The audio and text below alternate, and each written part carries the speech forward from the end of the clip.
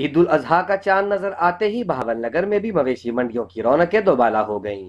आवाम की बड़ी तादाद ने जानवर खरीदने के लिए मवेशी मंडियों का रुख कर लिया। मवेशी मंडी में मौजूद छतरे 15 से 20 हजार और बकरे 25 से 30 हजार रुपए में फरोख्त किए जा रहे हैं।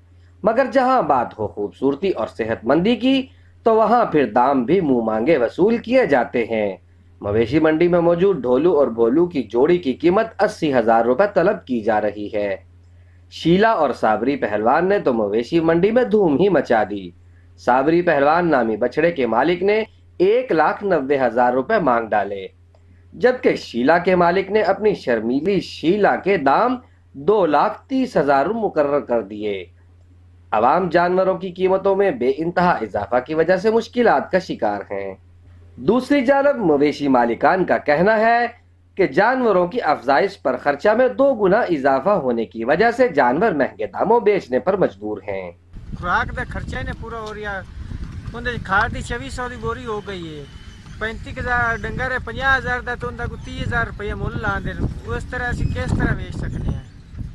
साढ़े को डंगर का मुल तो देवे, पिछू खुराक का संभाल लेवे, हिसाब कर लेवे, खुराक किन्ने दी बनती है। साल जो डंगर सांभदा है उनकी बंदे की मेहनत वेख लेवे, उसकी पट्ठियां की वेख लेवे, दिन रात की उनकी जलीलत वेख लेवे। तो उस वजह तो असी नहीं कम बेच रहे हैं। सानू मुल पूरा डीवे तो असी डंगर नूं क्यों वड़ा सकने हैं? अस तो 1 मिनट नहीं खलो सकने। असी आने भी चलो वेख जावे। सानू जो 50 है उनका 25 ला देने, उस तरह असी डंगर किस तरह बेच सकने हैं? मवेशी मंडियों में जानवर तो मौजूद हैं, मगर इनके दाम महंगे होने के बायस खरीदारों की कुव्वत खरीद से बाहर हैं। कैमरा टीम के साथ इस्लाम कुरैशी, 62 न्यूज़, बहावलनगर।